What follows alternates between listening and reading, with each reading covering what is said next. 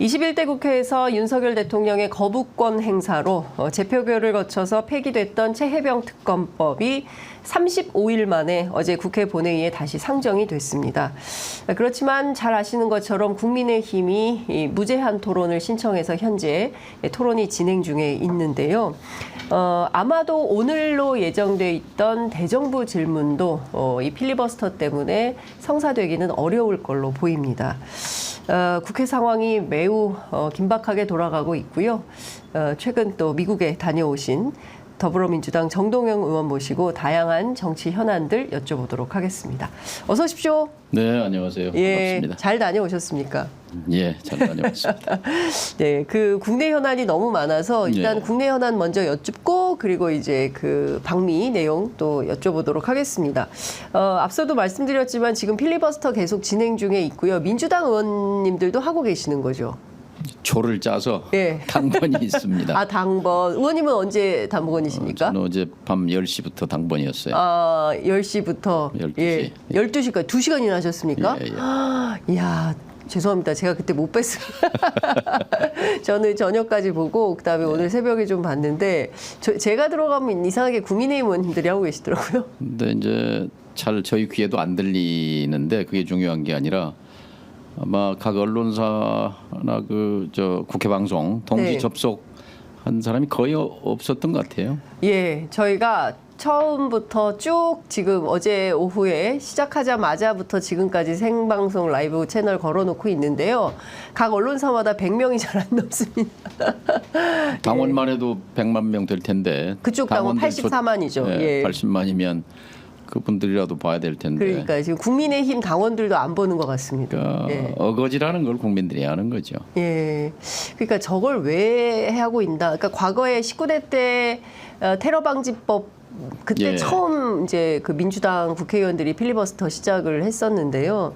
그때는 어마어마하게 예. 인기가 있었습니다. 예. 은수미 의원이 거의 쓰러질 뻔한 27시간 몇 분을 예. 해가지고 기억이 굉장히 생생합니다. 예, 예. 화제가 됐었죠. 그때 그때는 뭐 현역은 현역은 아니었습니다만. 아니셨나요? 예. 그러니까 그런데 정말 관심이 없다. 그리고 이 최혜병 특검법 빨리 통과시키라는 게 국민의 뜻 아닙니까? 아 그렇죠. 네. 총선에서 야당에 그렇게 몰아준 것도 그런 뜻이 실려 있는 거죠. 네, 진짜 정말 좀 이렇게까지 해야 되나 싶은데 사실 첫날 원래는 이제 어제 통과됐어야 하는 법이 오늘로 하루 좀 연기된 예. 측면인데 그 기폭제가 된 것이 사실상 김병주 의원이 한덕수 총리를 상대로 하던 예. 대정부 질문 가운데 한미일 동맹 문제가 터져 나오면서 이제 네. 이걸로 딱 왜 이런 논평을 냈느냐라고 문제 제기하는 가운데 정신 나간 소리라는 거를 문제 삼아가지고 사과 요구하고 울고 싶은데 이제 뺨 때려준 격이죠. 그거 가지고 국회를 파행시킬 건 아니고 이제 그 본질 문제인 한미일 동맹 굉장히 중요한 거죠. 한미일 동맹 그건 있을 수 없는 얘기죠. 네. 한미일 안보 협력, 네. 한미일 파트너십 이게 네. 이제 정확한 표현이고 네. 한덕수 총리가 이제 국민들 사이에 불편해하는 사람들이 꽤 있다 이렇게 맞습니다. 애둘러 말했는데 그 어정쩡한 표현이죠. 딱 부러지게 얘기해야 되죠. 한미동맹 강화 네. 기조 속에서 한미일 안보 협력 네. 그 적절점을 찾아야 된다라는 것이 김병주 의원의 주장이고 정확한 주장이라고 생각합니다. 예. 근데 이거를 한미일 동맹 이런 식으로 그 국민의힘 대변인 성명에서 그런 표현이 나왔다면 당연히 그거 지적하는 것은 당연하죠. 그러니까요. 눈에 흙이 들어와도 이거는 사과할 수가 없다. 한일 동맹 하자는 것에 그런 주장을 어떻게 받아들일 수가 있냐라는 게 이제 김병주 의원의 입장이었는데 이번에 미국에 같이 다녀왔습니다. 아, 네. 미국에 미국의 조야 인사들과 만나면서도 그쪽에 관심이 이 한일 관계에 대한 관심이 꽤 있어요. 한일 왜냐하면 관계, 예. 민주당이 집권하면 한일 관계가 다시 틀어지는 것 아니냐라는 예. 거에 대한 그 이제 우려. 왜냐하면 미국의 민주당이든 공화당이든 이 한일 관계 개선이라는 것을 미국의 국익 관점에서 네. 그건 미국 외교의 승리다 뭐 이런 네. 꿈이 이루어졌다 이런 그렇죠. 표현도 하지 않습니까? 그런데 이제 특수성 한일 관계의 특수성 여기에 예. 대한 이해는 거의 부족한 편입니다. 없는 예. 편입니다. 그래서 저희가 적극적으로 제기한 것은 우리도 한미일 협력이 더 깊어지고 심화되기를 원한다. 그러기 위해서는 미국의 역할이 필요하다. 예를 네. 들어서 독도 문제, 당신들의 원죄가 있는 거다. 1951년 샌프란시스코 조약에서 강화 조약 때 중국의 영토 문제는 다 이렇게 해결하고 했는데 우리 독도 문제는 뺐지 않느냐. 네. 그때 한국 정부는 초청도 안 했다. 예. 예. 그런 원죄를 생각하면 여기에 적극적으로 중재해라. 네. 과거에는 독도 문제 일본이 뭐 이렇게 주장도 않다가 이제는 뭐 적반하장식으로 교과서에 실지 공식적으로 강요들이 얘기하지 이런 식으로 갈등을 키우는데 이렇게 수수방관하면서 한미일 협력되기를 바라느냐? 네. 당신들이 역할해라. 뭐라고 하더라고요? 라고 뭐 듣고 있는 거죠. 예. 아니 그런데 사실 미국 국무부가 동해를 일본해라고 쓰고 공식적으로 예, 예. 그렇게 하고 있지 그러니까 않습니까? 이런 목소리가 야당의 목소리가 필요한 겁니다. 네. 또 특히 정부가 네. 당당하게 좀 항의도 하고 예. 요구를 해야죠. 그렇습니다. 왜냐하면 주요 동맹이죠. 예. 그러나 이제 현실적으로는 미일 동맹이 그 사람들한테는 더 중요한 동맹이고 그 다음 동맹이 한미 동맹인데 그런 한미 동맹도 엄청나게 큰 동맹이고 중요한 동맹이기 때문에 그렇죠. 우리의 핵심적 국익이 침탈될 때는 당연히 목소리를 내야 하죠. 그러니까요. 사실은 경우에 따라서는 미국의 국익이 앞서서 느닷없이 우리가 늘 이제 아시아 태평양 전략 뭐 이렇게 동북아 평화 안전 보장 뭐 이런 차원에 접근하다 갑자기 뭐 인도 태평양 전략을 이제 바이든 때부터 주장을 했던 건데 마치 그게 우리의 중요한 국익과 예, 연관되는 맞습니다. 것처럼 호도되고 있는 것도 문제 같습니다. 그러니까 여든 야든 민주당이든 공화당이든 미국은 다 아메리카 퍼스트입니다. 아이고야. 미국 우선주의, 미국 제일주의입니다. 근데 금방 말씀처럼 인태 전략 등에서 보여준 것은 코리아 퍼스트는 없습니다.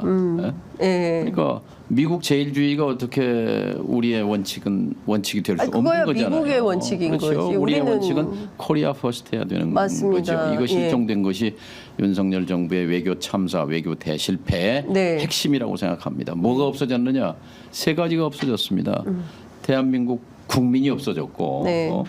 국익이 없어졌고 국격이 없어진 겁니다. 국격 어느 정도 실제 이번에 미국 가보시니까 어느 정도 대한민국 국민이 피땀 흘려 이룩한 경제, 문화, 이 국력은 예. 이제 그 미국 사람들의 인식 속에도 확고하게 이제 존재감이 있어요. 네네. 그런데 이 외교에 관한 한 이제 외교 안보에 관한 한 한국은 보이지 않습니다. 그러니까 우선순위에 있어서 한반도 문제는 저 아래 내려가 있는 거예요.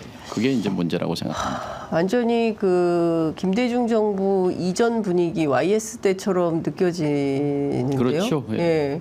예. 이따가 뭐 좀 자세히 얘기할 시간이 있었으면 좋겠습니다만 이제 미국의 바이든 정부가 다시 들어설 민주당 정부가 들어설 네네네. 경우 예. 그다음에 이제 트럼프 대통령이 다시 집권할 경우 네. 이제 한반도 상황이 출렁거리게 돼 있는데 네. 예. 그런 걱정 때문에 이번에 다녀온 겁니다. 그렇군요. 어쨌든 뭐 이 얘기를 먼저 하는 게 낫겠습니다. 예. 차라리 그 제가 가장 궁금한 것 중에 하나는 그래서 바이든이 완주를 할 거냐. 아니면 미국 민주당의 후보 교체를 통해서 대선 판국이 또 출렁이게 될 거냐. 그랬을 때 트럼프가 당선될 거냐. 여러 가지 변수가 지금 생긴 상황 아닌가요? 6월 27일 TV 토론 때 워싱턴에 있었어요. 그래서 사람들과 함께 예, 그걸 보셨구나. 봤는데 예.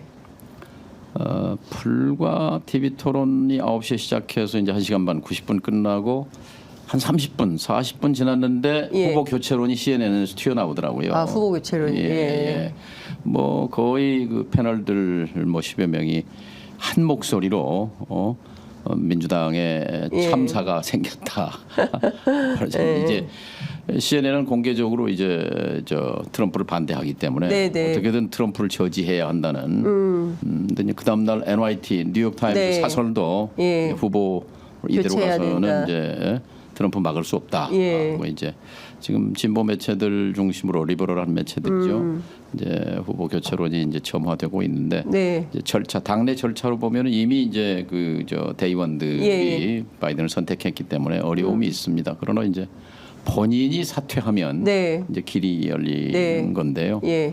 이제 그것은 뭐 이제 미국 민주당 당내 정치의 이제 과정을 지켜봐야 되는 문제고 그러나 전 전체적인 이게 느낌과 분위기는 트럼프로 기울었다 하는 느낌을 많이 받았습니다. 왜냐하면 정세가, 미국의 선거제도의 특성은 50개 주의 그 민심과 여론이 중요한 게 아니라 나머지는 다 정해졌고 사실상 핵심은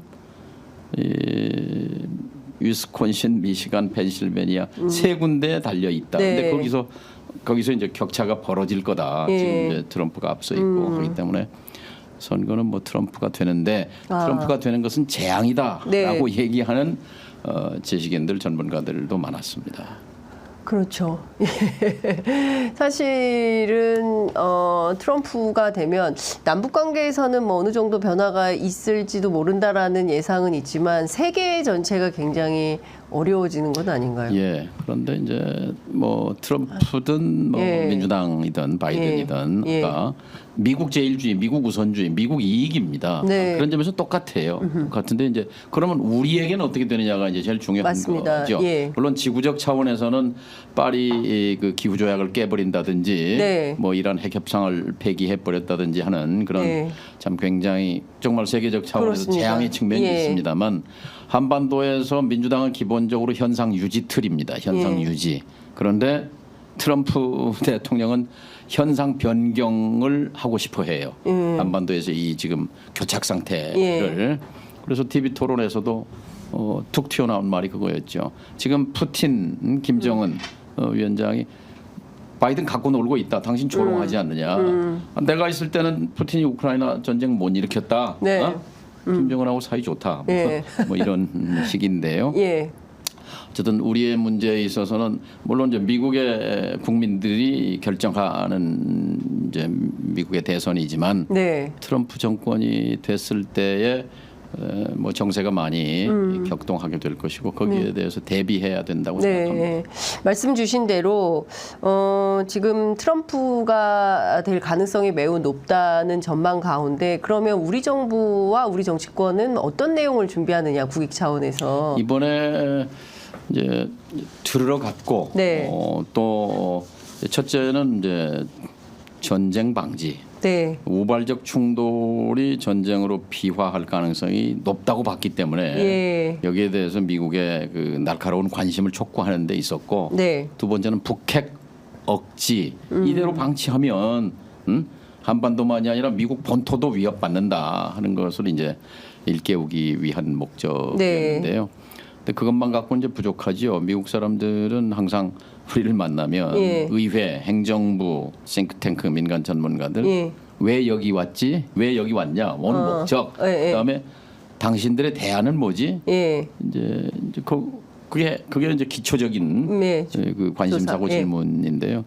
우리의 대안은 그거였습니다. 자, 우선 첫 번째 미국이 지금 뭐 우크라이나 전쟁, 그다음에 이스라엘 하마스, 대만 해협 등등 한반도 문제가 보이질 않아요. 그래서 이거 관심 좀 가져라 위험하다 하는 거고 우선순위를 끌어올려라. 그리고 미국이 지금 정신 없지만 지금 북러 동맹으로 해서 많이 불편한 측이 불만스러운 측이 중국이다. 그러면 미중의 전략 경쟁, 중국을 봉쇄하고 억제 견제하는 것은 알겠는데 그 중국과 지금 디리스킹이 아니라 디커플링이 아니라 디리스킹을 하고 있죠. 그러니까 완전히 떼는 게 아니라 그 위험을 줄이는 걸로 전환했지 않느냐. 그러면 중국과의 협력 분야도 있는데 기후 변화라든지 전염병이라든지 이 북핵 문제도 협력 분야 아니냐. 왜냐하면 북핵 문제 북한의 핵에 대해서 러시아는 공식으로 인정한 거예요. 불법적으로 핵을 보유한 북한과 동맹을 체결한 것은 북핵을 인정한 거잖아요. 유엔 상임이사국이. 근데 중국은 여전히 이 한반도의 비핵화를 지지하고 북핵에 대해서 반대하고 있단 말이죠. 그러면 이 문제에 대해서는 충분히 협력할 접점이 있지 않느냐. 그러니 미중 남북 4자 회담을 추진해달라라는 것이 이제 남북 미중 저희가 제기한 대안이었고 화답도 있었습니다. 어떤 화답이 있었습니까? NCAFP라고 뉴욕의 예. 이제 미국 외교정책협의회, 예. National Committee on 예. American Foreign Policy라는 이제 그 과거에 아주 국제 정치의 대가죠. 한스 모겐소라는 예. 대학자가 한 50여 년 전에 창설한 이 싱크탱크인데요. 네. 여기 분들한테서 주목할 만한 얘기를 들었어요. 얼마 전에 그 NCAFP 주최로 네. 한미 중 3자 1.5 트랙 정부 간 대화가 아니라 학자들 네, 예, 전문가들 1.5 트랙, 예. 그 회의가 있었는데 거기서 네. 중국 측 관계자들이 예. 중국에서 온 분들이 북핵 문제와 관련해서 4자 회담에 관심이 있다. 미국의 의사를 묻더라는 거죠. 예, 중국 쪽에서. 중국이 4자 예. 회담에 예. 대해서. 근데 이거를 국무부에 가서도 정부 관계자들하고도 이제 토론하는 과정에 예. 자기들도 들었다 이게요. 그러니까 중국은 관심이 있는 거예요. 그럼 조만간 성사될 우리 정부만 태도를 분명히 하면 조만간 그렇죠. 성사 근데 가능성이 이제 있는 건가요? 윤 정부가 글쎄 그런 상상, 그런 태도나 외교 정책을 가질지. 왜냐하면 지금 아이고야. 북한 분결론이잖아요. 그렇습니다. 북한과 뭐 협상하자는 뭐 그런 외교론이 아니라. 근데 전 우선 미국 얘기를 하자면 미국은 이제 그렇게 얘기하는 거예요. 지금 대선 전까지 바이든 정부는 그럴 정신이 없고 없다. 우선 한반도에서 무슨 우발적 충돌이라든지 이런 예. 상황이 일어나지 않도록 예, 상황 관리하는 것 예. 여기에 이제 예. 온통 관심이 있는 거고. 예. 그러나 2기가 되면 이대로 방치할 수는 없으니까 뭔가 모색은 할 것이다라는 전망과 네. 또 그러나 트럼프 대통령이 될 경우에는 분명히 예. 톱다운 방식의 접근이 이루어질 것이다. 네. 예컨대 김정은 위원장은 아마도 축하 편지를 보낼 것이다. 트럼프에게. 그렇죠. 예. 당선 축하한다고. 그렇겠죠. 예. 그러면 축하해줘서 고맙다. 예. 그리고 잘 지내냐 언제 한번 보자. 이렇게 예. 이 대화가 이어진다는 거죠. 예, 가능성이 있죠. 예. 그렇죠. 예. 그리고 김정은 위원장으로서도 지금 어쨌든 간에 조금 나아졌다고 하지만 네. 국제 제재, 미국의 제재 죽을 지경이잖아요. 네. 예. 그런 차원에서 트럼프, 김정은 예. 정상끼리의 대화, 소통 가능성은 열려 있다고 경우에 따라서 시진핑, 트럼프, 김정은, 푸틴 이렇게 넷이 만나는 거 아닙니까? 그렇게 되면 세계가 이제 미국이 예. 톱다운 방식으로 김정은 위원장과 상대하려고 할 때 불편한 것은 윤석열 대통령이 이제 왕따가 되는 분이 예, 윤석열 그러면 왕따. 예. 이제 또 흥미로운 대목 한 가지는 제가 CSIS가 아니고 뉴트 깅그리치라고 예, 전 하원의장, 예, 예. 미국 공화당에서는 전설로 불리는 그렇습니다. 분이에요. 예. 깅그리치 하원이 오늘 워싱턴 타임즈에 가서 이제 예. 1시간 반 동안 깊이 있는 토론이 있었습니다. 그때 네. 이제 이분은 트럼프의 멘토예요. 수시로 트럼프를 만나서 네. 조언하고. 예. 그래서 저희가 트럼프가 되면은 우리 예. 민주당에서 당신을 초청하겠다. 오셔 와서 네네. 강연도 하고 예. 했더니 흔쾌히 수락했습니다. 예. 깅그리치를 초청했는데요. 네. 깅그리치 의장이 이제 트럼프가 됐을 때 이 트럼프 김정은 간의 대화가 진행되는 거에 대해서 윤석열 정부가 릴럭턴트 예. 내키지 않을 거다. 그리고 예. 뒷다리를 이게 잡을 긴그리치의 발언이라는 거죠. 저희 이제 우리가 제기했을 때 네. 제가 이제 그 얘기를 했어요. 예. 하니까 그 반응이 뭐냐면 미국은 지금까지 누구에게도 비토권을 허락한 적이 없다. 미국의 외교 정책은 미국이 결정해서 밀고 가는 거지. 트럼프 대통령의 톱다운 방식의 북미 대화를 윤석열 대통령이 비토한다고 그래서 비토권을 허락할 리는 없다. 윤석열 대통령이 뭐 반대하든 뭘 하든 상관없이 미국이 정하면 가는 거다. 결정권도 없네요. 결정권이 없죠. 그러니까 과거에 김영삼 대통령 때 이제 북미 협상이 제네바에서 진행됐잖아요. 네. 94년 10월에 이제 북한의 핵 동결 미국이 맞습니다. 북한과 수교하기로 한 합의가 이루어질 때 우리는 완전히 왕따였습니다. 왜냐하면 이제 남북 관계가 최악이었기 그렇습니다. 때문에. 그래서 우리 외교관들의 역할이라는 건 뭐냐면 귀동냥이었습니다. 네. 북한과 미국이 자꾸 만나서 뭐 대화를 하는데 돌아가는 걸 모르잖아요. 근데 북한이 알려줄 리가 없잖아요. 그렇습니다. 북한과는 끊어져 있고. 그러니까 이제 미국한테 물어봐야 되는데 미국이 제대로 다 안 알려준단 말이에요. 그러니까 계속 귀동냥하는 게 한국 외교의 역할이었다고요. 참 그러니까 지금 딱 참담했어요. 30년 전 그렇죠. 1994년 얘기죠. 예. 그래서 이제 하나 끼어 들어간 게 제네바 합의에 한 줄 들어갔어요. 남북 대화해야 된다. 남북 간에 대화해라. 예. 미국이 북한한테 충고하는 대신 우리가 경수로 예. 70% 비용 대겠다. 예. 어? 그러니까 그 대가를 치른 거죠. 자, 그러면 앞서 말씀 주신 대로 남북 미중 사자 대화가 윤석열 정부는 뭐 참여하지 않겠다라고 한다면 야권이라도 참여해서 뭐 그건 아니고 정부 대 정부. 근데 이제 미국이 주도하면 네. 안 나올 수는 없나요? 윤 정부도 뭐 거기 빠지면은 미중 북 3자 대화 예. 그건 더 견딜 수 없죠. 그러니까요. 그렇죠? 예.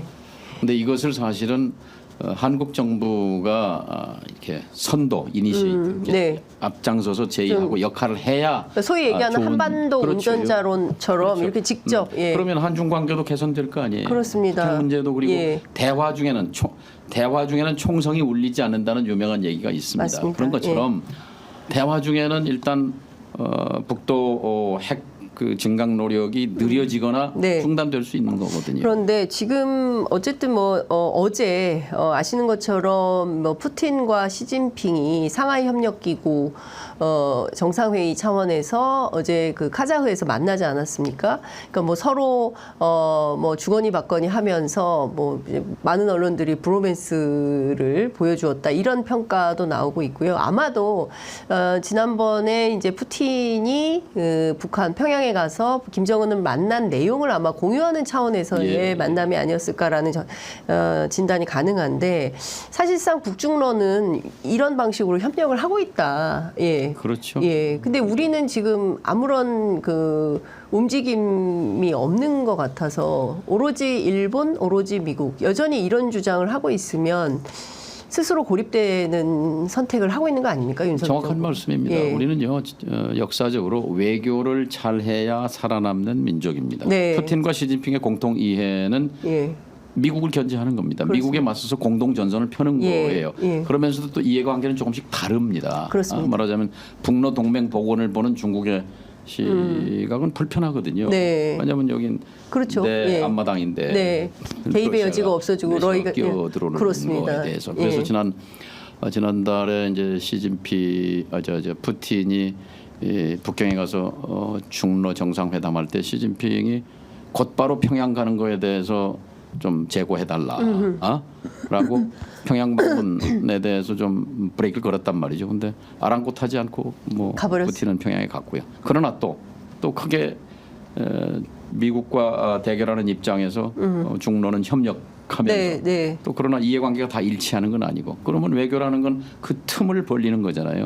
키신저가 외교의 달인으로 불리는 것은 중소 분쟁으로 중국과 소련이 벌어졌을 때 그 틈을 이용해서 미중 수교를 이뤄내고 주계 장막을 걷어낸 거잖아요. 네, 세계 네. 질서를 바꿔버린 거죠. 근데 이 북핵을 중심으로 해서 우리는 어떤 외교 전략, 외교 방략을 통해서 우리의 평화와 안정을 지켜내느냐, 네. 강대국의 놀잇감이 되지 않고 예. 우리 스스로 우리 문제에 대해서 결정권과 네. 영향력을 키워가야 된다고 네, 생각합니다. 그렇군요.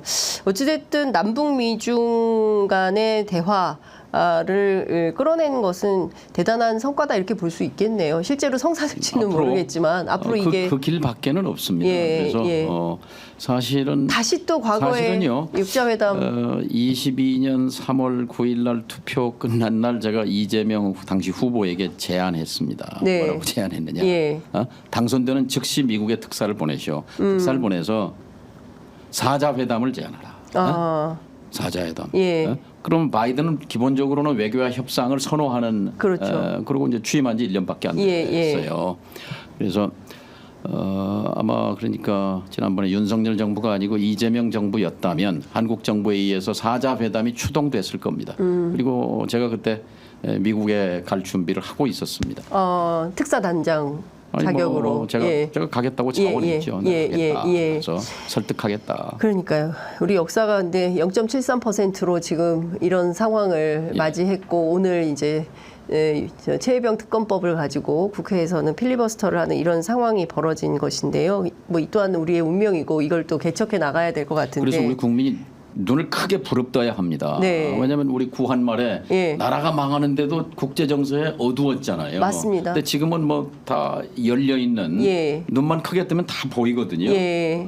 예. 근데 이제 그런 점에서 참 안타까워요. 밖에 나가서 보면은 우리 국민과 국격 국력은 이제 선진국 수준에 와 있는데 네. 우리 정치가 너무 답답한 거예요. 그렇습니다. 네? 예. 근데 그 답답한 거의 핵심은 상식에서 벗어나 있다는 거예요. 상식에서. 선진국 이꼬르 뭐냐? 상식이에요. 상식으로 돌아가는 나라, 상식이 지배하는 나라. 특히 영국을 상식 국가라고 말합니다. 거기는 적어진 헌법도 없잖아요. 성문 헌법도 없지 않습니까? 관습이 곧 헌법이고 말이 곧 계약이고 이게 상식이거든요. 근데 지금 상식과 동떨어진 이 권력 앞에서 우리 국민이 고통을 겪고 있는 거죠. 네. 사실 북한 입장에서 보면 더 이상 한국하고 뭘 해볼 미국도 필요 없이 뭐 과거 북한이 꿈꾸었던 것처럼 세계가 좀 정상 국가로 인정해주는 수준까지는 아니라 하더라도 중국과 러시아 덕으로 일정 정도의 배고픔은 좀 해결하면서 자족해 나갈 수 있는 그런 방향으로 완전히 외교의 방향을 틀어버린 거 아니냐. 그러니까 과거에는 미국하고의 협상을 통해서 북미 수교를 하지 않으면 세계에서 인정받거나 대접받기 어려운 그냥 깡패 국가로 전락하는 수준이었는데 이제는 뭐 중국하고 러시아 손잡고 더 이상 뭐 미국도 필요 없고 한국도 필요 없고 이런 방향으로 완전히 틀어버린 거 아닐까요? 그들의 이제 생존 전략입니다. 네. 나름대로 한목적적 합리적 사고를 하는 거죠. 첫 번째 생존, 두 번째 번영인데 일단 30년 만에 공간이 열린 거예요. 그러니까 이제 2000년이죠. 네. 브라이트 국무장관이 클린턴 그 대통령의 방북을 앞두고 평양에 갔을 때 이렇게 말했어요. 우리에게는 김정일 위원장의 네. 그때는 24년 전에 예. 우리에게는 두 개의 동맹이 있었다. 소련, 중국이죠. 네. 그런데 하나의 동맹은 사라졌고 네. 직부상이 사라졌어요. 하나의 동맹은 우리를 배신했다. 네. 남쪽과 손잡았어요. 그렇죠. 중국. 이런 상황에서 우리가 핵과 무기를 통해서 이 자위 수단을 갖는 건 당연하다. 네. 그러나 세계 최강대국인 적대 관계에 있는 미국과 적대가 해소된다면 우리가 핵과 미사일을 개발할 이유는 없는 없다. 거다. 이제 이게 20 몇 년 전의 상황이었는데 네. 지금 하나의 동맹이 다시 사라진 동맹이 다시 되살아난 거잖아요. 살아난 거죠. 외교 전략의 대실패입니다. 그렇습니다. 실패예요. 예. 아니 김정은 위원장에게 그 남북 연락사무소를 폭파한 예. 충격이었잖아요. 네. 2020년 예. 6월에. 그리고 자력 경쟁 노선을 선언하고 남북을 끊고 북미를 끊었을 때만 해도 북쪽의 앞길은 캄캄했어요. 사실 열리지 않았어요. 네. 그런데 이제 우크라이나 전쟁이 시작되고 미국과 맞습니다. 러시아가 충돌하고 그러면서 또 동시에 이제 인태 전략 운운하면서 한미일 이 중국 봉쇄 라인이 형성되고 그러면서 북중러라는 공간이 생기고 유엔 안보리가 무력화되고 제재가 구멍이 뚫리고 맞습니다. 북러 동맹이 복원되고 김정은 위원장으로서는 지금 할아버지 아버지가 갖지 못했던 아주 예, 새로운 엄청난 기회가 기회를 열린 거죠. 그걸 바탕으로 이제 뒷배가 튼튼하잖아요. 하나의 네. 동맹이 있고 네. 중국과의 동맹도 복원돼 있는 거예요. 네. 두 개의 동맹이 살아난 거예요. 예. 그 상황 속에서 이제 두 번째 목표 생존, 두 번째 번영. 이제 좀 더 잘 살아야 되겠다. 네. 그런 차원에서 트럼프를 상대할 가능성이 있는 거죠. 트럼프를 통해서 북미 수교까지 가겠습니까? 결국은 이제 과거에는 거기에 생존 전략에 모든 걸 걸었는데 네. 이제 그거 아니어도 생존에는 문제가 없다라는 그러니까요. 거죠. 든든한 예. 이제 백이 생겼다 예, 그렇죠. 말이죠. 그러니까 러시아에 무기 팔고 그걸로 필요 충분 조건은 아니에요. 그러니까요. 필요 충분하지 예. 않아요. 여전히 국제 제재망 속에서 근근히 살아나가는 것이기 네. 때문에 그러니까 이 제재망을 돌파하는 것이 이제 두 예. 번째 목표인 거죠. 북한- 그러기 위해서 이제 끊임없이 요구하는 것은 정전 체제 변경 그리고 그 싱가포르 합의 2018년 6월 12일 싱가포르에서 트럼프 김정은 합의 1번 네. 이 북미 간의 적대 관계 해소, 그다음에 두 번째 평화협정, 세 번째 비핵화. 네. 이것이 북으로 봐서는 북한 외교의 대미 외교의 꿈이 이루어졌던 거죠. 싱가포르 네. 문서. 하노이가 깨졌던 건 싱가포르 문법과 하노이 문법이 달라요. 전혀 이걸 못 받은 거예요. 그러니까요. 그러니까 결국에는 이제 그 남북 문제, 남북 관계를 풀기 위해서는 하노이 결렬에서부터 다시 시작을 할 수밖에 없는 상황인데 그렇죠. 실제로 윤석열 정부는 뭐 거의 그 대결로 치닫는 것이고 기본적인 시각인데요. 북을 체제 위협 세력이다. 공산 전체주의 세력을 네. 뭐 깨뜨려야 된다. 파탄시켜야 된다. 이런 걸 대통령이 공식적으로 계속 말하지 않습니까? 그렇습니다. 예. 아니 뭐 냉전 민주당에 시대 대해서도 얘기. 반국가 세력이라고 하니까요. 있죠. 그러니까 네. 그러면 우리 체제를 지키기 위해서는 북쪽을 와해시켜야 된다. 네. 체제 북한 붕괴론이에요. 그렇습니다. 실제 지금 윤 대통령이 귀를 잡고 있는 NSC 참모가 예. 북한 붕괴론자입니다. 김태호 차장이 그렇죠. 그렇습니다. 늘 예. 그는 곧 망한다.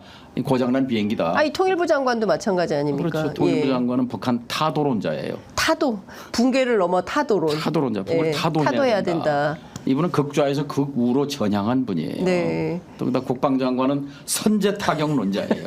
네? 난리 났다. 선제 예. 타격. 예. 이제 그런 분들에게 빙 둘러싸여 있어서 외교안보 남북 관계에 대해서 신념과 철학이 결여된 윤 대통령이 흔들리는 거지요. 그러니까 예. 배가 지금 산으로 올라간 겁니다. 배가 지금 산으로. 산에 예. 올라가서 지금 걸려 있는 거예요. 상식 밖의 행동을 하고 있는 거네요. 근데 전 그렇죠. 세계에서 실제로 북한이 우리가 생각하는 방향으로 뭐 타도의 대상이다 생각할 수는 있어요. 극우적 시각에서. 그러나 현실적으로 지난 그 과거의 역사를 볼 때 북한 붕괴론이 맞냐. 그렇죠. 예, 화해와 평화 공존이 중요한 거 아니냐. 일단 선평화. 예, 평화가 제가 우선되는. 30년 전에요. 통일부 출입 기자였습니다. 네. 북한 담당. 예. 그때 김일성 주석이 사망했어요. 제가 수많은 사람과 인터뷰했습니다. 전문가, 이 서울에 있는 많은 전문가 대부분 이렇게 말했어요. 북한은 김일성의 나라다. 김일성이 죽었다. 김일성이 죽은 뒤에 그 아들의 체제, 김정일 체제는 짧으면 3일, 아니면 석 달, 맥시멈 길어야 3년을 넘지 못한다. 지금 30년 됐잖아요. 그 그러면 손자가 그 분석을 하고 그런 확신을 얘기했던 사람은 다시 좀 돌아봐야 되잖아요. 그런데 지금 다시 윤 정부의 참모들은 북한은 붕괴될 수밖에 없다라고 믿고 목을 졸라야 된다 이렇게 가고 있잖아요. 네. 잘못된 접근을 하고 있는데 저는 어제 그 시진핑 주석과 푸틴 대통령이 대화 나눈 것 가운데 굉장히 인상적이었던 게 물론 이제 중국 관영 CCTV를 통해서 보도된 내용입니다만 글로벌 사우스의 단결, 그 다음에 신냉전을 방지하자. 예. 그리고 불법적인 일방적인 제재를 극복해야 된다. 그리고 패권주의에 반대한다. 이제 이런 주장을 합니다. 그렇죠. 예. 이제 대단히 일극 미국은 미국의 패권을 최강 미국을 21세기 100년 동안은 계속 군사력에서 최강이고 세계에서 가장 강력한 지배력을 갖는 것이 국가 목표입니다. 네. 자신들의 국가 전략 보고서에 딱 나와 있어요. 근데 이제 중국과 러시아는 당연하죠. 일극 체제 우리 받아들일 수 없다. 다극 체제로 가야 된다. 또 다극 체제다 이미 이런 주장을 하고 있어서 이제 그 브릭스에다 덧붙여서 이제 글로벌 사우스라고 해서 그룹핑을 하는 거죠. 네. 그건 뭐 중국과 러시아의 이익인 것이고 그렇습니다. 또 미국의 이익이 충돌하고 있는 거고 거기에 이제 우리가 싱가포르 외교관이 유명한 말을 했어요. 우리가 고래 싸움에 새우등이 터지는 그런 경우가 오면 외교는 실패한 거다. 네. 그런 경우가 오지 않도록 갖고 놀아야 된다는 얘기죠. 미국과도 동맹하고 군사 중국과 얼마나 친합니까? 얼마나 지혜로워요. 싱가포르이 지금 아시아에선 제일 잘 사는 나라 아닙니까? 그러니까요. 우리도 그렇게 외교 전략을 외교를 잘해야 세계 특등 국가가 될 수 있습니다. 맞습니다. 사실 윤석열 정부처럼 이렇게 미국 일방주의, 일본 일방주의로 하지 않았다면 그래도 적어도 유엔 안보리에서 우리가 좀 그 중국도 설득하고 러시아도 설득하면서 우리 입장을 조금 더 적극적으로 반영할 수 있는 그런 외교 시스템은 갖춰갈 수 있었던 거 아닙니까? 이렇게 되면요. 예. 이렇게 이제 진영 대결로 가게 되면은 이제 북한 핵 한반도 비핵화는 이제 멀어지는 거죠. 예. 안 되잖아요. 예. 이제 그리고 평화 통일은 이제 무망해지는 겁니다. 무망해지는 게 네. 후대에 죄를 짓는 거예요. 1300년 통일 국가로 살아왔는데 지금 80년이거든 내년이면 네. 우리가 80년째예요 분단. 예. 100년은 넘지 않게 남북 국가 양국 시대를 끝내야 되는 것 아닙니까? 네. 독일은 40년 만에 통일했는데. 35년 만에 끝났잖아요. 네. 45년에 분단하고 예. 90년에 통일로 갔는데 네. 그러니까 게르만 민족의 그런 성공을 반면 교사로 우리는 어떤 길을 가야 하는가 좀 성찰할 필요가 있습니다. 그래서 정치가 중요하고 권력이 중요합니다. 천공이 2025년 가을에 통일된다고 그랬다는. 무속인 얘기를 하고 싶지는 않고요. 그래서 상식으로 다시 돌아가서 국내 현안 좀 여쭤보겠습니다. 예, 이제 35분 지나고 있어서요. 말씀 주신 대로 지금 정말 상식이 파괴되고 있는 것 같은데 혹시 어제요 윤석열 대통령이 그 경제 관련된 회의를 하면서 했다는 주장 혹시 들으셨습니까? 무슨 얘기냐면요. 하반기 경제정책 방향에 대해서 토론하는 자리였는데 이 자리에서 아마 오늘 뭐 많은 분들이 이제 텔레비전 뉴스로 대통령 육성 들으신 분들 많으실 텐데 이재명 전 대표가 그 25만 원 그 지원금을 전 국민에게 고르게 지원하자라고 하지 않았습니까? 워낙 민생이 어려워서. 그런데 대통령이 어제 이렇게 직접 말씀하신 겁니다. 아, 왜 25만 원을 줍니까? 기왕에 주는 거 10억씩. 혹은 100억씩 주지. 네? 왜 25만 원입니까? 이런 주장을 대통령이 직접 했습니다. 어떻게 들으셨습니까? 사실 말은요. 네. 생각에서 나오는 거잖아요. 혀에서 나오는 게 아니에요. 네. 생각에서 나오는 거예요. 근데 우리는 대통령의 머릿속을 들여다볼 때마다 절망합니다. 제가 가장 절망했던 말은 그거예요. 이태원 참사 골목을 처음 방문해서 여기서 그렇게 많이 죽었단 말이냐? 뇌진탕으로 많이 경악했습니다. 네. 아, 전혀 공감이 되지 않는 거구나. 네. 그래도 우리 국민의 생명과 안전, 국민의 삶을 보살피는 자리가 대통령직인데 네. 똑같은 얘기입니다. 그러니까 대통령의 머릿속을 들여다볼수록 이거는 상식을 벗어나 있습니다. 네. 네. 어제 그 검사 출신 국민의힘 의원들이 필리버스터 발언을 하는 거 보면서 검사들 머릿속 저런 거구나. 예. 그래서 뭐 검사 탄핵에 대해서 오늘 이제 언론들도 뭐 무슨 이 정부가 뭐 비판하고 하는 거 예. 쓰던데요. 헌법 11조 법 앞에 모든 국민은 법 앞에 평등하다. 네. 사회적 특수계급 제도는 인정되지 아니하며 어떤 형태로도 창설해서는 안 된다고 딱 못 받고 있는데 네. 현실적으로 검사 계급 검사들은 형사 처벌을 한 번도 받아본 역사가 없어요. 지난 공화국 역사에서. 예. 그런 점에서 검사도 법을 제대로 안 지키고 불법 수사를 하면은 처벌 받을 수 있는 거 이게 상식이잖아요. 그렇습니다. 근데 그것에 대해서 검사장들이 집단 반발을 하고 하는 이런 현상을 보면서 이 검찰 개혁, 언론 개혁 없이 선진국 되기는 힘들다는 걸 다시 한번. 그러니까요. 이성윤 의원이 굉장히 황당한 증언을 하지 않았습니까? 울산지검 공안부의 세상에 특활비로 술을 사서 자기들끼리 그 검사장들이 이제 검찰 간부들이 회식하면서 세상에 그 민원실에다가 그런 사건을 저질러도 감찰도 하지 않잖아요. 그리고 본인들이 잘못했을 특수계급인 거예요. 그러니까요. 이미 특수계급인데 특수계급이고 자기들에 대해서 조금이라도 문제 제기를 하면은 벌떼처럼 다 들고 일어나가지고 신문이 도배질되고 있지 않습니까? 이번에 탄핵은 그 특수계급을 깨는 의미가 있습니다. 특수계급을 깨는 의미가 있다. 예.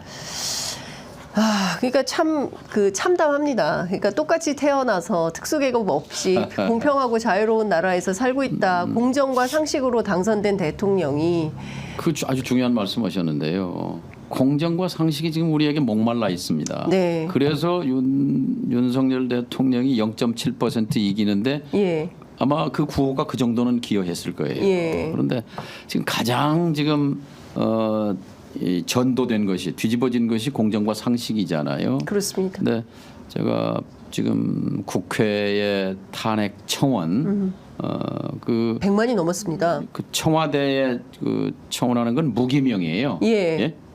그 무기명이고 네. 국회 입법 청원하는 것은 예. 사실은 그 청원법에 의해서 국회법에 의해서 그 5만 명 이상이 넘으면은 그 소관 상임위에 회부되고 그렇습니다. 본회의에서도 그걸 처리를 하게 되어 있는 예. 그 공식적인 5만 명 넘기가 너무 힘듭니다. 예. 그런데 100만이 넘었다는 것의 의미를 예. 한번 생각해 봤는데요. 그건 뭐냐면 이제 과거에는 지금까지는 탄핵이라는 말을 입에 올리는 것이 뭔가 그렇게 좀 뭐 쉽지 않았어요. 네. 왜냐하면 이게 그 일상에서 벗어난 용어였고 네. 그래서 근데 이 국회 청원은 탄핵을 상식으로 만들었다. 네. 그러니까 탄핵이 일상 용어가 된 예. 거죠. 예. 그런 의미가 있는데 그걸 깨닫지 못하는 것 같아요. 예. 미국이 독립한 게 1776년입니다. 그때 독립 전쟁을 독립혁명으로 승격시킨 그 독립혁명의 불을 지른 게 뭐냐면요, 상식입니다. 예? 상식. 상식과 혁명은 좀 달라요. 상식은 일상 네, 통하는 예. 거고 혁명은 거대한 급진적인, 변화 예. 맞지 않는데 이 혁명을 추동한 게 상식이었어요. 예. 뭐냐? 미국은 군주제가 아니라 네. 왕의 나라가 아니라 공화제로 가야 한다. 네. 그리고 독립해야 한다. 이게 상식이다. 예. 이게 이제 네. 그러니까 조지 워싱턴이나 벤자민 프랭클린 같은 사람도 독립전쟁 초기만 해도 독립을 주저하고 반대했어요. 예. 근데 이 토마스 페인의 상식론 50페이지짜리 이 팜플렛 네. 하나가 이 전국- 미국인들의 가슴에 불을 질렀거든요. 예. 상식에 입각해서 행동하라. 예. 독립이 상식이다. 예. 근데 지금 대한민국이 상식이 무너졌거든요. 그 상식에 저항해서 상식이 무너진 것에 저항해서 일어난 사람이 바로 국회 탄핵 청원 100만 명입니다. 네. 지금 이 상식에 의한 혁명에 예. 불이 붙고 있다고 생각합니다. 예. 무슨 소리냐. 민주당 당원 250만이라며 그 사람들이 이제- 했겠지라는 주장을 그게 합니다. 이제 비상식과 이제 네, 몰상식이다. 인데요. 예. 그런 정도의 저열한 생각. 그리고 또 하나는 대통령실에서 이렇게 이야기합니다. 명백한 법률적 위반이 없는 한 예. 탄핵은 불가능하다. 이런 주장을 합니다. 그러니까 바로 그 점인데요. 그러니까 법률적으로 문제가 없으면 괜찮다. 명백한 위법이 없는 한, 명백한 위법이 있는지를 특정하기 위해서 특검이 필요한 겁니다. 네. 예. 지금 이제 차상병 특검이 아니에요. 이거는 윤석열 특검입니다. 윤석열 사실. 특검이다. 윤석열 대통령의 위법을 확인하고자 하는 특검이에요. 예. 이걸 확인하면 이게 워터게이트가 되는 겁니다. 미국 네. 한국판 워터게이트. 한국판. 닉슨 게이트잖아요. 예. 그래서 닉슨이 사임하게 됩니다. 그렇습니다. 저는 이것이 제대로 특검이 이루어지고 예. 가면 윤 대통령은 사임 위기에 몰릴 수밖에 없습니다. 사임 왜냐하면 위기. 예. 분명히 대통령의 권한은 네. 헌법과 법률에 의해서 행사하도록 되어 있습니다. 이것을 벗어나면 네. 이것은 탄핵 사유가 됩니다. 근데 이것을 벗어났는지 그 증거를 확인하는 것이 특검이거든요. 네. 그러니까 이것을 극력 거부하는 것은 공포감이에요. 공포감. 나는 당신이 작년 7월, 8월, 네. 예. 작년 여름에 한 일을 알고 있다. 네. 우리 국민 알고 있잖아요. 예. 그런데 본인이 더 잘 압니다. 그렇습니다. 본인이 작년 여름에 한 일을 잘 알고 있단 말이죠. 예. 당연히 공포죠. 공포죠. 그렇습니다. 특검법을 누가 추천할 거냐, 특검을. 그래서 민주당에서는 당연히 지난 그 박근혜 국정농단 사태 때처럼 예. 야당이 특검 추천권을 가져야 된다. 예컨대 과거에 했던 방식대로 대법원장이 추천하거나 대한변협에서 추천했을 때는 성공하지 못한 특검이었다. 예. 관련해서 한동훈 위원장 이렇게 말합니다. 특검법 통과시키면 내 특검을 받아라. 이런 주장을 오늘 이제 경향신문 인터뷰에서 주장을 했던데요. 조국혁신당의 조국 대표는 그러면 우리가 특검 추천권을 내려놓겠다, 양보하겠다, 고집하지 않겠다 이런 주장합니다. 어떻게 가야 됩니까? 네, 그건 뭐 방법론적인 기술적인 문제고요. 네. 정말 특검을 하느냐 못하느냐 네. 지금 기로에 서 있는데 이제 윤 대통령에게 이제 공이 오늘 뭐 이제 처리하지요, 우리는요. 네. 예, 빌리버스터 강제 종료하면 이제 표결하니까. 네. 이제 윤 대통령의 공이 넘어가는 겁니다. 21대 국회 말에 이제 네. 거부권 행사하고 예. 지금 이제 뭐 거부권 행사는 아마 그게 하나의 큰 변곡점이 될 겁니다. 네. 예. 윤 정권의 운명과 관련해서 이 거부권이 지난번 거부권과는 또 다른 의미가 있는 거죠. 내일 윤석열 대통령이 국회에 오지 않습니까? 개원 연설 오겠다는 입장으로 알고 있습니다. 내일 와서 무슨 글쎄요. 얘기를 하려고 할까요? 의원님들은 어떻게 반응하시겠습니까? 어떤 얘기를 해야 됩니까? 윤석열 대통령이 와서. 뭐 특검 수용한다고 그러면 아마 이제 경천 동지할 일이 생기는 거죠. 그리고 오늘까지 이어진 그 필리버스터로 예, 볼 때 그 가능성은 없어 보입니다. 그것이 오히려 뭐 살아날 수 있는 혈로일 수도 있죠. 네. 특검 수용. 예. 임기 3년 지금 2년 반 이상 남아 있잖아요. 네. 예. 이거를 정말 정상적으로 수행하려면 그러니까 국민이 불행해지잖아요. 지금 이런 세계 정세 속에서 우리가 이런 소모적인 너무 한심한 논쟁을 하고 있는 거 아닙니까? 밤새워서 지금 이거 소모적인 필리버스터 할 국력 일입니까? 예. 낭비와 에너지 소모가 정말로 안타깝습니다. 예. 정말 상식이 무너지고 있다라는 생각이 좀 듭니다. 정말 대한민국 대통령으로서 그 헌법 앞에 선서했던 네. 그 선서 내용을 다시 한번 좀 잘 곱씹어 보기 바랍니다. 대통령실에서 어제 민주당을 향해서 이런 말을 했습니다. 이번 특검 추진과 관련해서 반문명적인 헌정 파괴 시도다. 그리고 전대미문의 입법 폭력 쿠데타. 이것을 즉각 중단해야 된다라고 주장을 했습니다. 헌정 파괴 또 쿠데타. 네. 이게 이제 언어 도단인데요. 네. 그게 이제 언어 도단이라는 게 길도자에 끊어질 단이에요. 네. 말 길이 끊어졌다는 건데. 그 이제 언어 유희, 언어 도단인데요. 네. 헌정 질서라는 거는 헌정 질서의 기본은 헌법 1조입니다. 국민 주권이에요. 네. 예? 대한민국의 주권은 국민에게 있고 모든 권력은 국민으로부터 나온다. 예. 그런데 국민으로부터 나온 권력에 의해서 형성된 의회가 특검법을 추진하는데 그게 헌정 파괴다. 그게 헌정 파괴는 뭐냐면 전두환 네. 총칼로 뭐 국회 탱크로 점령해 버렸잖아요. 네. 헌법 예. 정지시켰잖아요. 예. 그게 헌정 파괴입니다. 예. 지금 윤석열 정권은 백색 독재입니다. 백색 독재. 예. 예. 연성 파시즘이에요. 예. 이건 독재, 극우 독재예요. 연성 극우 독재. 파시즘. 그리고 대한민국 역사 속에서 보면 이 극우 독재가 막바지에 이르렀다고 생각합니다. 네. 이명박, 박근혜, 윤석열로 이어지는 극우 네. 독재의 이제 이 마지막 종장을 보고 있는 건데요. 참 안타깝습니다. 네. 이런 생각이 좀 듭니다. 많은 국민들께서도 저하고 비슷한 판단을 하고 계실 것 같은데요.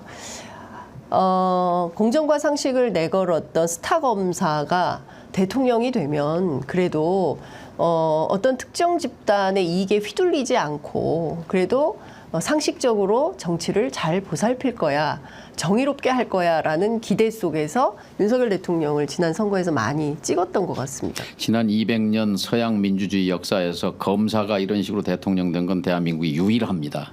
그렇습니까? 왜 서양의 그런 그 여러 나라에서 한 번도 검사가 예. 바로 대통령이 된 일이 없었을까요? 그만큼 위험하다는 얘기죠. 그 위험을 대한민국이 증명하고 있는 겁니다.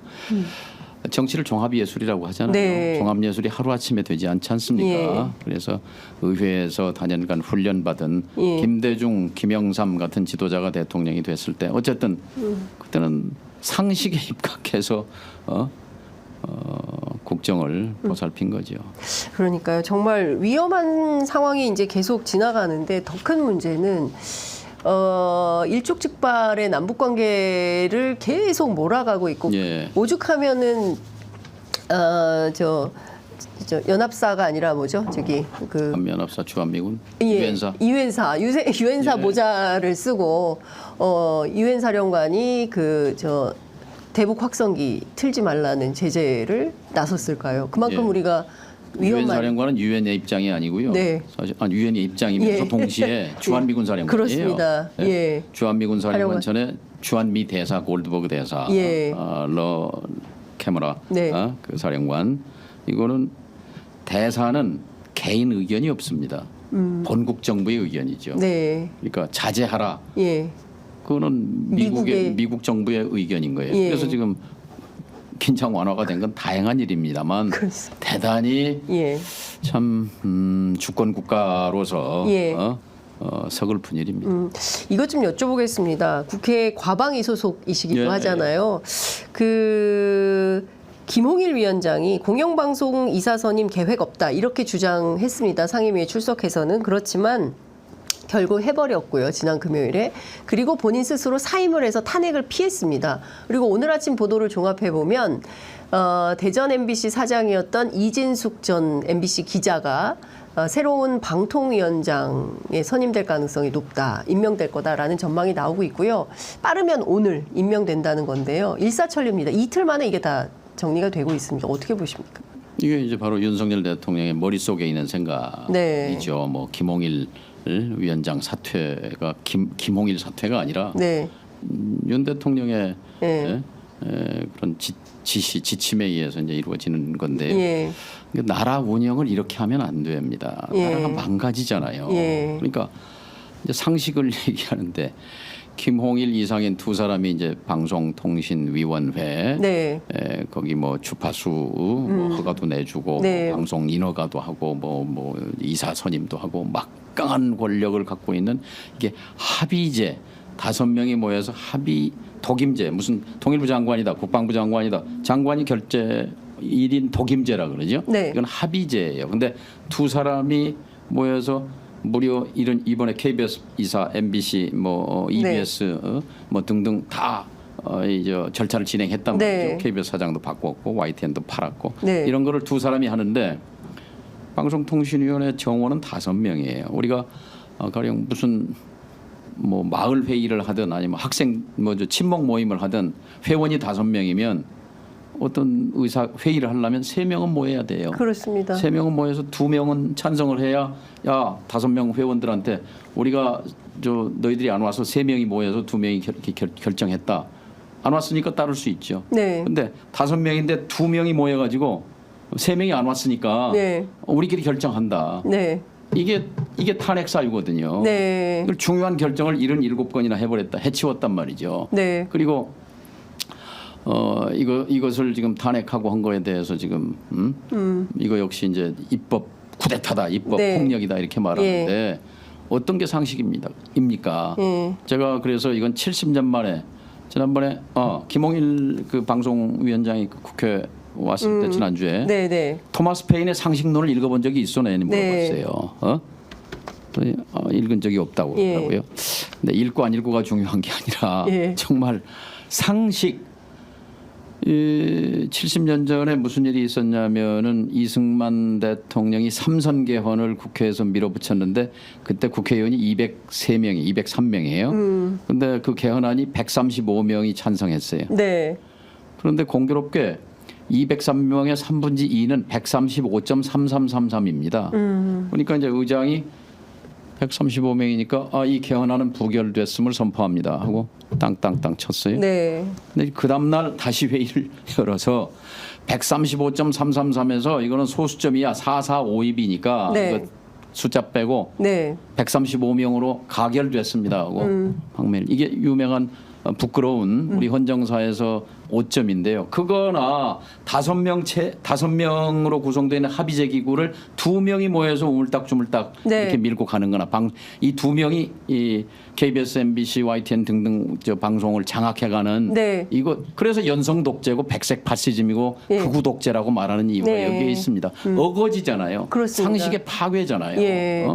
그러니까요. 그러니까 이승만 4.4.5입 개헌이나 방통위 2인 상황이나 똑같은 겁니다. 네. 같은 거예요. 거의 같은 수준이다. 그래서 국민들이 상식을 파괴하고 있는 이 정권에 대한 저항으로 국회에 대한 탄핵 청원을 네. 지금 100만 아마 200만을 향해서 갈 겁니다. 네. 그러면서 탄핵이 이제 상식이 되고 있는 그런 국면이라고 생각합니다. 그렇습니다.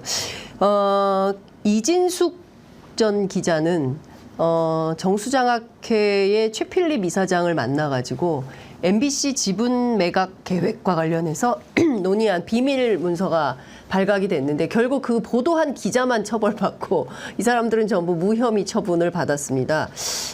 사실상 이진숙 전 사장이 방통위원장이 되어서 MBC 민영화 또는 MBC의 지분 매각을 통해서 결국 다른 사기업에 팔아넘기려고 한다면 이거 있을 수 있는 일입니까? 그 가능성도 있다고 보세요? 뭐 인사청문회를 하게 될 테니까요. 이제 조목조목 좀 따져봐야 되겠습니다. 네. 하여간 그 과거에 여러 가지 문제적인 발언과 정치적으로 문제가 많았던 분인데 그런데 그 얘기도 합니다. 방통위원장은 그래도 좀 정치적으로 독립된 분이 해야 되지 않겠냐. 정치인 출신 어디에 출마했던 분 이런 안타까운 거는요. 예. 그래서 21대 국회 180석이고 예. 청와대 문재인 대통령이 있었고 네. 그때 방송 3법 처리 못한 게 너무 안타깝습니다. 그러니까요. 근데 진짜 문재인 정부 때 조금만 잘해줬더라면 지금 역사가 많이 남북 관계도 그렇고 방송도 그렇고 노동 관계도 그렇습니다.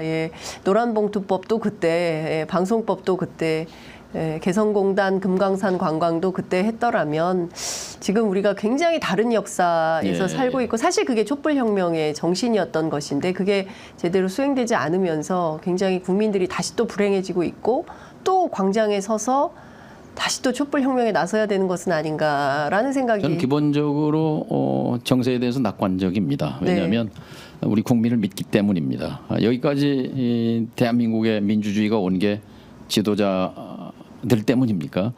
우리 국민의 희생, 국민의 피와 눈물로 왔습니다.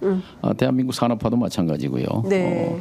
그래서 이 국면 또한 과거에 어목했던 시절에 비하면 그건 뭐 발전이다. 그거에 비하면 그래도 뭐 이건 우리 헤쳐나갈 수 있는 거죠. 그나마 유튜브가 있어서 다행이시죠. 맞습니다. 장윤선 취재 편의점이 지금 많이 커졌잖아요. 많이 커졌습니다. 저도 좀 기여를 했어요 여기 와서. 그럼요. 많은 기여. 조회수에 엄청난 기여를 하고 계십니다. 유튜브 세상이 됐는데 그만큼 이제 열린 세상이 된 거고 그런 점에서 아무리 방송 장악 해봐야 안 봅니다. 안 된다. KBS는 저는 박민 사장은 사실상 이 배임입니다. 왜냐하면요, 더 라이브 잘 나가던 프로그램들 막 다 교체하고 없애버리고 하면서 그 동접자가 굉장히 많이 떨어졌어요. 조회수도 떨어지고 거기는 거의 몇백 명 수준입니다. 그러니까 인기가 없는 방송이 돼버렸습니다. 오히려 저희 같은 프로그램이 잘 되지 않습니까? 그러니까 이건 사실 KBS 구성원들이 장윤선 기자를 위해서는 잘 된 상황이네. 아니 제가 잘 되는 것보다 나라가 잘 맞습니다. 제가 잘 되는 게 언론은 특히 방송은 전파잖아요. 전파는 누구 사유물이 아니에요. 공중의 공유물이잖아요. 공공의 이익에 봉사하고 그렇죠. 있는 것입니다. 그러니까 이건 정권의 이익이나 당파 또는 사익에 그래서 MBC 민영화도 거기에 이제 걸리는 거죠. 그래서 제가 그 BBC를 1년 동안 들여다본 적이 있었습니다. 80년대. 근데 이 공익의 수탁자라는 개념입니다. 영국인 5천만 명의 영국인의 공익을 위임 수탁받은 기관이 이제 BBC다. 라는 것이고 처음에는 거기도 정권 보수당 노동당이 번갈아 집권하면서 외풍에 시달렸는데 그런 과정을 겪어서 이제 객관적이고 중립적이고 공정한 그런 방송 제도가 이제 정비가 된 거지요. 그게 이제 방송법 정비인데 이번에 이제 방송법 처리하는데 그거 역시 이제 또 거부권 장벽이 있는 거죠. 그런데 저는 앞서 이제 그 국정 운영을 이렇게 해서는 안 된다라는 네, 말씀을 하셨는데요. 사실 이동관 위원장이 석 달짜리 장관이지 않았습니까? 위원장. 예. 그리고 또 장관급이죠. 방통위원장이. 예. 예. 그리고 김홍일 위원장은 6개월짜리입니다. 그러니까 장관급 인사를 석 달 만에 훅훅, 6개월 만에 훅훅 이게 필요에 따라서 갈아치우는 방식. 상식을 벗어난 거죠. 국정 운영을 예. 국민의 눈높이에 예. 상식에 본인이 내걸었던 상식과 공정의 눈높이에서 네. 수행하려고 해야 할 터인데 그것이 좀 마구잡이식 국정 운영인 것 같아요. 네. 아유, 참 답답한 상황이 좀 도래하고 있는 것 같습니다. 이미 2년 정도 지났고 앞으로 3년 정도 남아 있는데요. 윤석열 정부의 운명이 어떻게 될지 참 저희도 공익의 수탁자 예, 관점에서 적극적으로 보도하면서 현장을 지키도록 하겠습니다. 장윤선 취재 편의점의 날로 발전을 기원합니다. 예, 감사합니다. 예, 구독, 좋아요, 알림 설정 세트입니다. 하여간 끝으로 한 말씀 듣고 마무리하겠습니다. 예, 저 이제 월요일 날 새벽에 이제 미국에서 왔죠, 워싱턴에. 짧은 기간이었지만 월화수목 4일간 40여 명을 만났더라고요. 쭉 세례니까 조찬, 오찬, 만찬 뭐 시간 1시간별로 그래서 의회 의원들 그다음에 행정부 관계자들, 싱크탱크 민간 전문가 만나면서 민주공화 양당 다. 예. 한국의 위상을 한국의 그 존재감을 확인하면서 예. 한편으로 참 우리 국내 정치만 조금 안정되고 네. 정말 상식에 입각해서 돌아가면 얼마나 훌륭한 나라가 되겠는가. 네. 안타까웠습니다. 그리고 또 특히 기업의 힘을 느낄 수 있었습니다. 한국 기업. 그러니까 미국 입장에서는 삼성, SK가 1,000억 불 넘게 이렇게 투자 계획 밝히고 한 거에 대해서 뭐 조야에 있는 사람들 머릿속에 다 박혀 있는 거예요. 예. 그리고 그러다 보니까 한국이 미국보다 잘 사는 나라다 이런 이미지도 있는 거고요. 근데 이제 거기다가 이제 북핵 문제 한반도 평화 안정 얘기 하니까 이게 이제 언밸런스인 거죠. 전체가 이제 부조한데 좀 결론적으로 정치가 중요하고 정치가 상식을 회복하는 것이 대한민국의 도약의 첫걸음이라고 생각합니다. 의원님께서 오늘 주신 말씀 가운데 가장 그 인상적인 얘기는 극우 독재의 종말을 향해서 달려가고 있는 것 같다. 이명박, 박근혜. 더는 용납할 것 같지 않습니다. 그리고 검사들이 이렇게 집단 반발하면서 나라 전체를 뒤흔드는 방식의 정치 행위도 더 이상은 용납해서는 안 될 것 같습니다. 국민들이 특히 분당국 지도자는 역사와 대화를 해야 합니다. 역사에 뭐라고 기록되겠습니까? 권력은 짧습니다. 금방 지나갑니다. 그럼 전직 대통령 윤석열 될 거예요. 전직 대통령 윤석열이 뭐라고 기록될 것인가? 지금 다시 한번 길거리에 지나다니기나 할 수 있겠습니까? 이렇게 정치해가지고 국민들한테 얼마나 비판을 받겠습니까? 국민 무서워서 문박 출입할 수 있겠습니까? 그런 생각이 좀 듭니다. 자, 오늘 저희가 3분 4초 길게 더 이어졌습니다. 오늘 말씀은 여기까지 듣도록 하겠습니다. 뜨거운 말씀 너무 감사드립니다. 감사합니다. 고맙습니다.